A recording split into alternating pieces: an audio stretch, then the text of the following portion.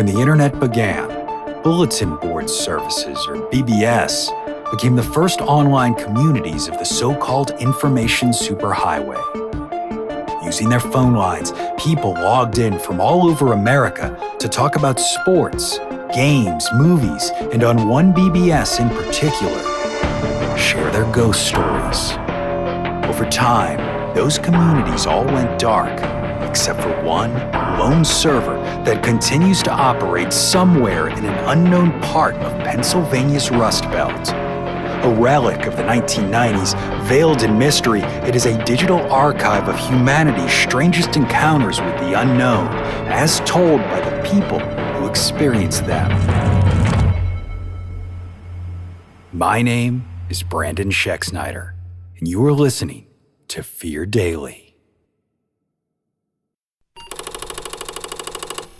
Subject: Crazy Helen. User: SRVish2.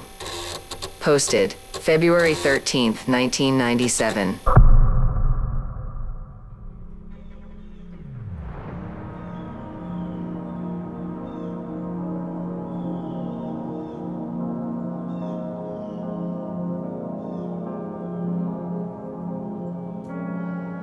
No one seems to know if Crazy Helen is actually homeless or just a freelance lunatic wandering the city in a powder blue sweatsuit, swinging a duffel bag-sized purse that looks heavy enough to be full of bowling balls or bars of Nazi gold.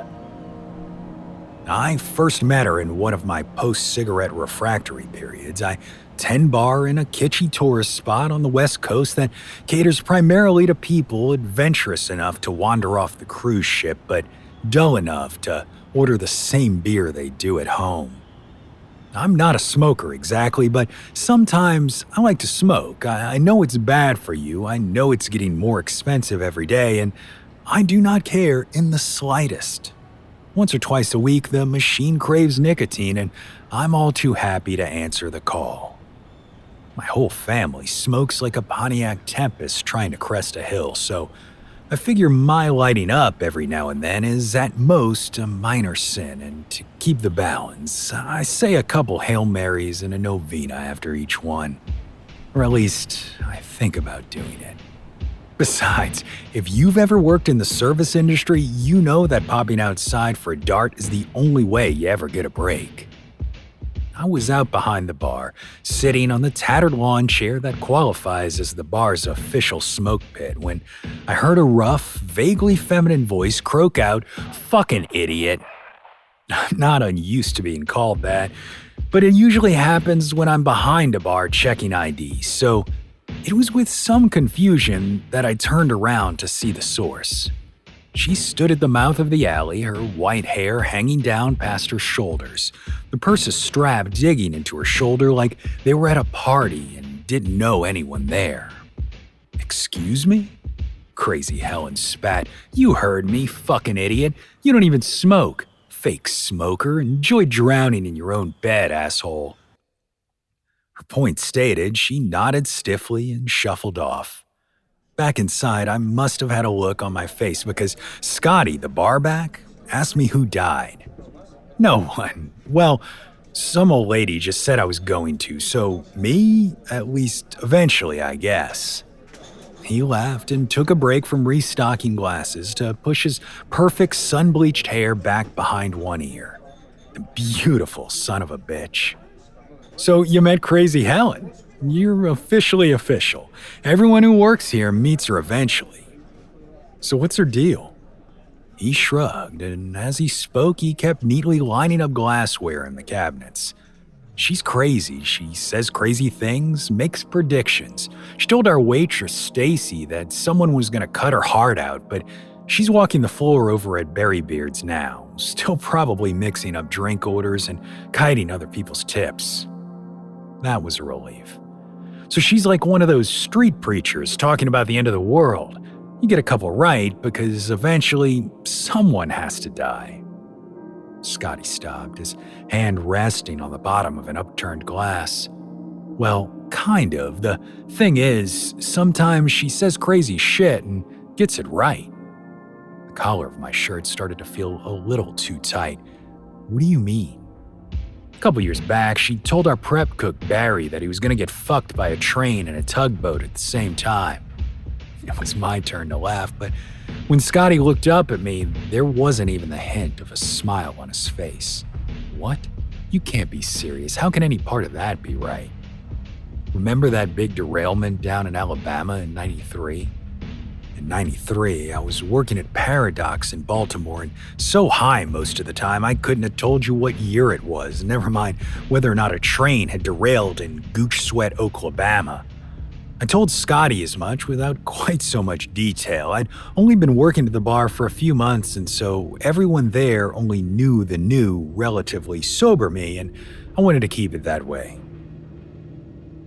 He nodded somberly, then kept going. Short version is, a tugboat ran into a train bridge.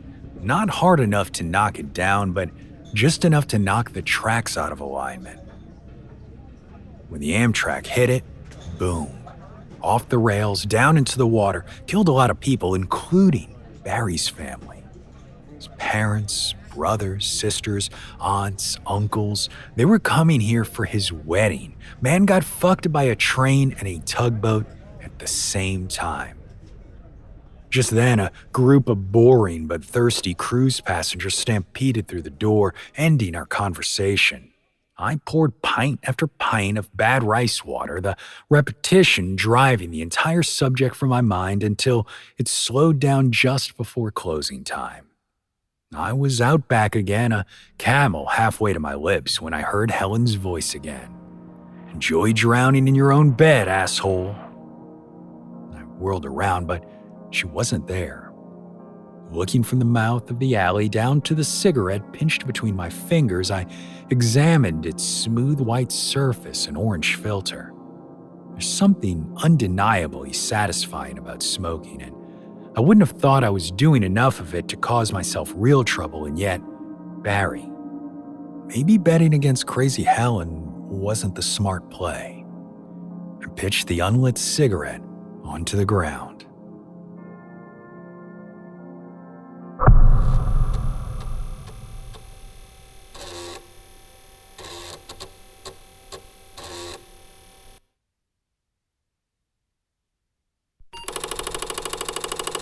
Subject: The O'Neill Funeral. User: The Irish Bye Bye. Posted August 16th, 1997.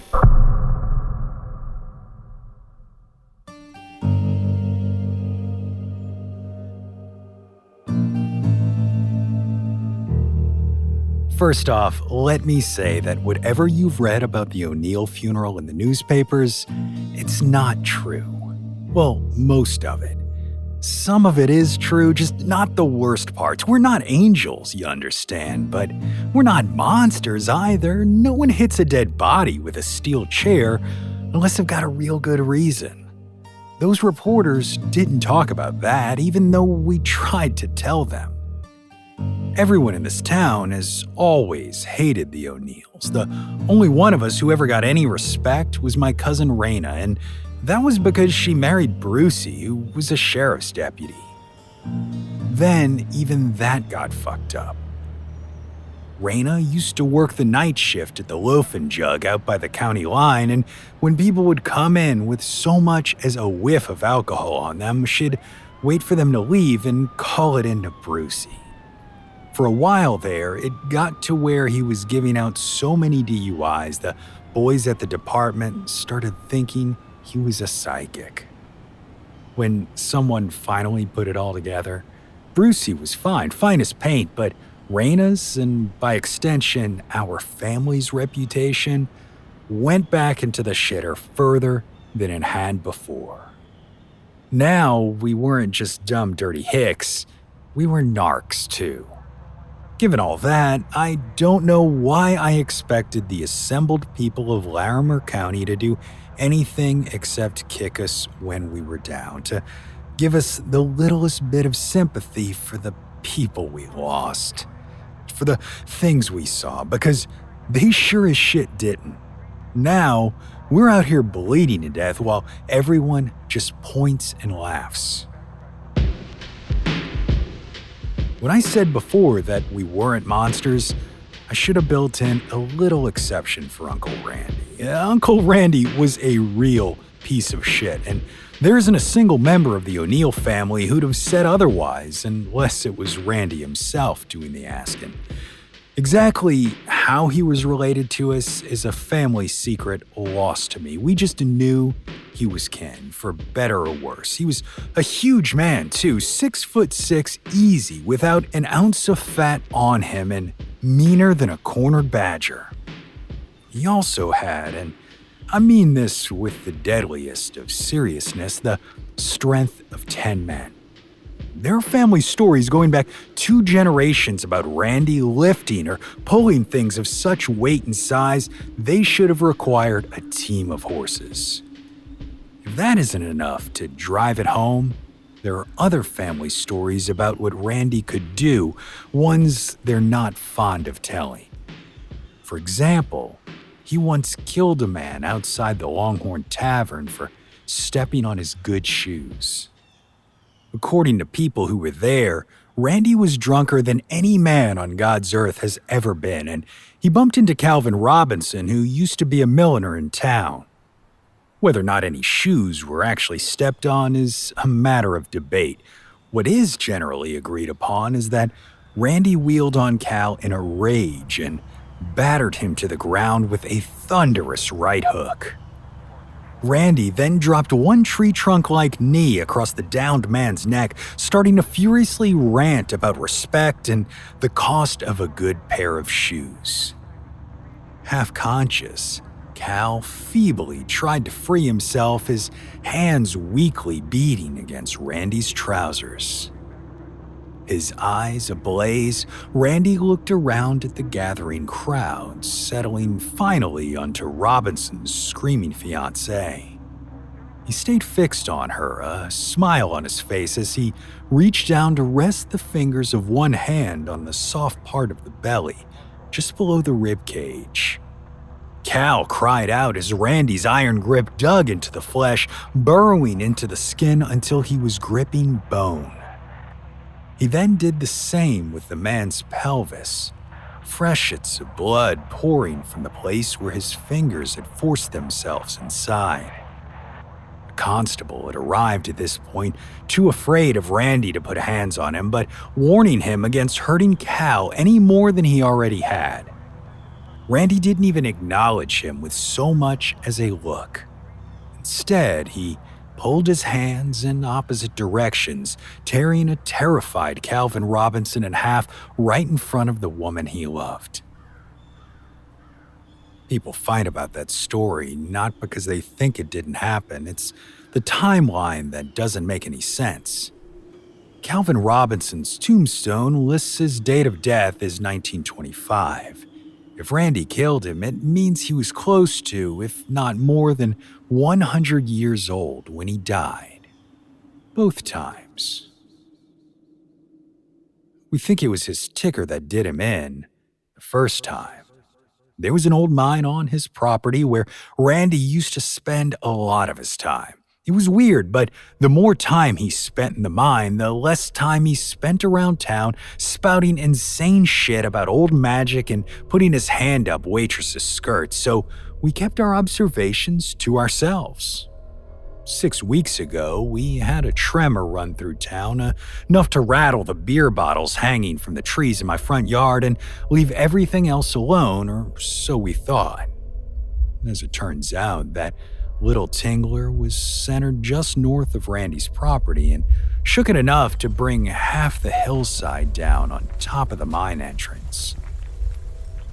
Bill Gullickson, another old-timer and one of the few people who could stand being around Randy long enough to drink with him, turned up to his house with a half sack of beer, only to find Randy had given himself the big clutcher trying to dig his way back into the tunnel.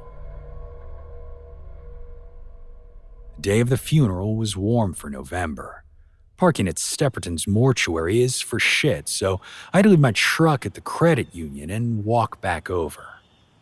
By the time I got there, my Goodwill suit was sweaty and scratching at me, and everyone was already inside, so I pushed open the flimsy white doors and stepped into the lobby. It was a small room, the walls painted what I think was meant to be a calming, dusky pink with a handful of yellowed pamphlets on grieving stuffed into a ramshackle display rack. Stepperson's receptionist, Danny, was sitting at the front desk, looking bored. She was the reason we'd had the funeral here, and Roz had talked her into starting a little side business together, selling cigarettes dipped in embalming fluid to kids at the high school. Danny was able to get Mr. Stepperson to give us a discount so long as we promise not to tell anyone outside the family we'd had an O'Neill funeral on the premises. Danny looked at me dully and nodded in the direction of Chapel A at the end of a long hallway. The carpet was a faded blue and so thick it felt like every step sunk me a half-inch closer to hell. Chapel A was the biggest in the building and was just about full when I walked in, with every single person either being blood or kin to blood. For a family who doesn't much like each other, we've always been able to pull it together when the chips are down. If one O'Neill eats, we all eat, and if one O'Neill dies, even if he was a bastard like Randy, we all pay our respects. Or at least we did. Ask me again after all the funerals we got coming up. The casket at the front of the chapel was closed because Aunt Roz had given Randy's only suit to our cousin Trevor, who was giving the eulogy. Calling the suit too big doesn't do it justice. The sleeves and cuffs were rolled so far up Trevor's limbs it looked like he was being swallowed. Mr. Stapperson did his best to shepherd us through the ceremony, even if I doubt he's heard the word fuck so many times in a 5-minute eulogy. Trevor was given the job because he'd spent more time with Randy than anyone except for Bill Gullickson, owing to their mutual enthusiasm for stealing pseudo from drugstores and cooking it into meth. If Roz thought this man he'd have more to say about the man than anyone else, she was dead wrong. The profanity helped lengthen what was otherwise a lot of crying and the word brother interspersed between sentiments like you were one of a kind, and at the end, Trevor blew his nose into a balled-up tissue which he then jammed down deep inside the front pocket of his borrowed outfit.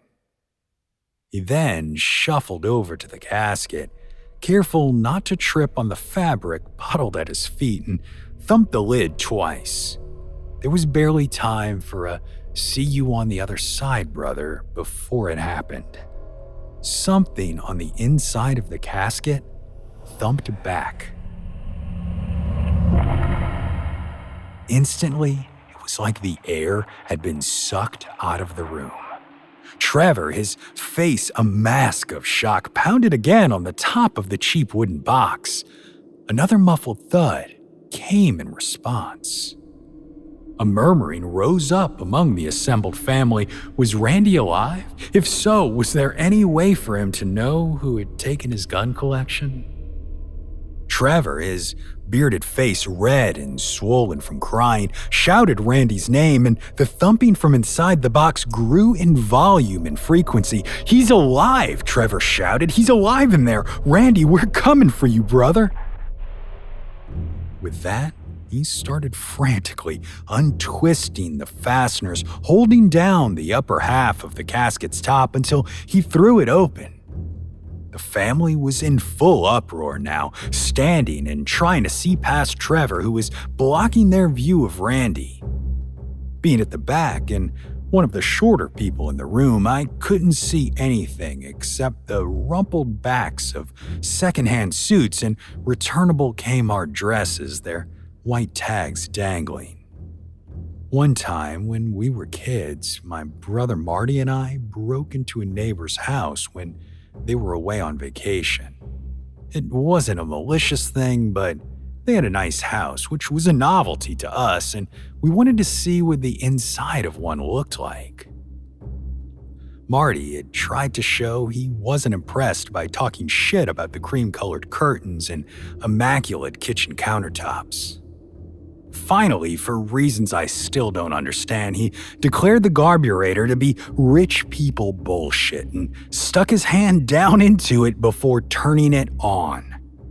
There had been a moment of mechanical whine as the mechanism spun up, then a wet, pulpy crunch as it sent a gout of blood and bone chips straight up into his face. That was the sound I heard from the front of the chapel where Trevor had just stuck his head into Randy's casket. Just like with the garbage disposal, there was the briefest sound beforehand, a muffled scream here instead of a mechanical whine, and then a spray of bright red erupted into my eyeline, spattering droplets across the chapel's white ceiling. A moment of silence followed before it exploded into a chorus of screams. It was chaos. Family members peeling off left and right, tripping over each other as they raced for the door behind me. My view of the catafalque and Randy's casket was restored just in time for me to see Trevor's headless body collapse backward onto the floor, blood oozing from his neck into the thick blue rug. Above him, Randy sat up, his eyes taped shut, his mouth sewn closed. He turned toward the screaming, sunlight from the frosted glass windows making his nude, hairless torso gleam. In the moments before he used his considerable bulk to roll himself and his final resting place off onto the ground, I saw something under the blood spatter on his wide stomach that defied all logic. I shook my head. I couldn't have seen that, I thought, but then Randy wriggled free of his confines to stand, facing forward at the front of the room. Across his belly was an angry red line, something I'd have thought was part of the embalming process, if not for the fact it separated to reveal row upon row of razor-sharp teeth. Randy's other mouth opened wider, impossibly so. Trevor's wine-dark arterial blood mixed with yellow embalming fluid as they drooled out over a black, rotten tongue. I'd heard of moments where your reason turns off and you become a creature of pure panic, but until then, I never thought it was something I'd experience. In mute, uncomprehending silence, I watched poor, fat Uncle Craig rush Randy, only to fail to that famous right hook. Craig hit the ground like a box of someone else's freight, falling off the back of a truck, moaning, the noise like a homing beacon to the sightless dead man. Randy cocked an ear before locking in Craig's location and reaching down with his thickly muscled arms to pick up the prone man, all 250 pounds of him. Randy folded Craig in half like a slice of cheap pizza, squishing his moans down into a gurgle.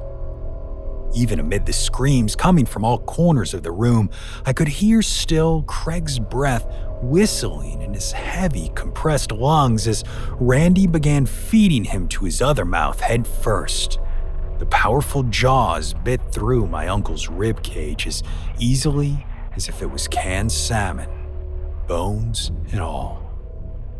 The other mouth smacked and slurped at its twitching, now lifeless prize. Fallen clots of blood and brain matter covered Randy's bare feet, his toes wriggling in the mess as if he was stirring up sand at the beach.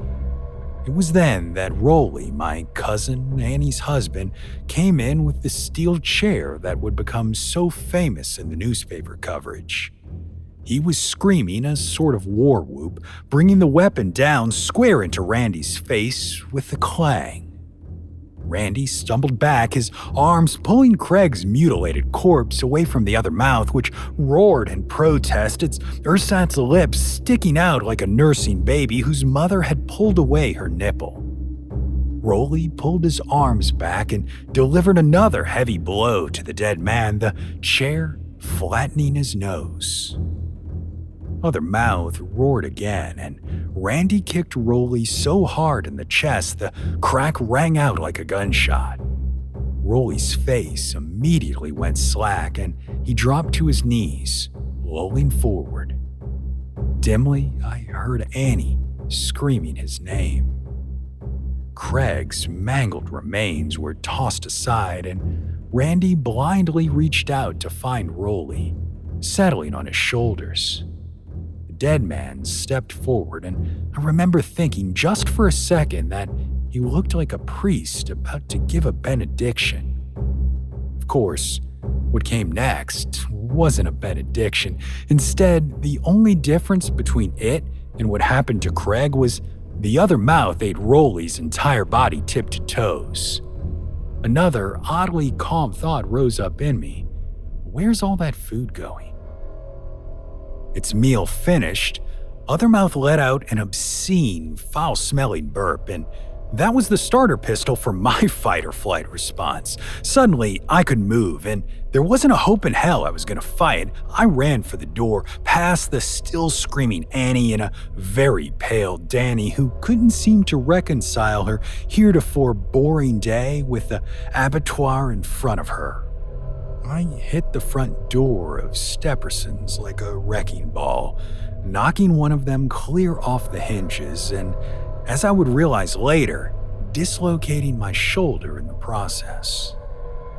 When I finally came out of that panicked haze, the sun had set and I was hunched down in a copse of trees, shivering. My jacket was gone, my shoes shredded.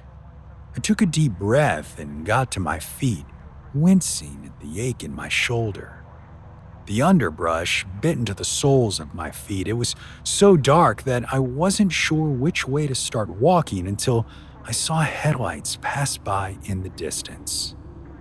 Stumbling over roots and branches, I finally reached the asphalt and started walking until I found a route marker that put me around 8 miles outside town. Eventually, a wiry Mexican kid in a beat-up El Camino gave me a lift most of the way back to civilization. The streets were as quiet as ever, so I reasoned that Randy had either been stopped or killed everyone, and either way, I was going to go home. As it turned out, it had been a little of both. A dozen sheriff's deputies had pumped bullets into my uncle until he hit the pavement, and I suspect for a little while after. Even though some of them had admitted to reloading their weapon more than once, not one of those deputies would admit to seeing Othermouth, which was gone by the time paramedics arrived on the scene. Aside from a couple mangled corpses and some missing family members, there was no way to prove our version of events to authorities or the newspapers. Not that anyone would ever actually listen to what an O'Neill has to say anyway. Media ran with this story. You probably read by now, where we almost buried one of our own alive and he woke up again at the funeral, taking a chair to the face before police bravely filled him with enough lead to sink the Bismarck. You might not believe me either, but at least the story is out there now. For people with sense enough to listen.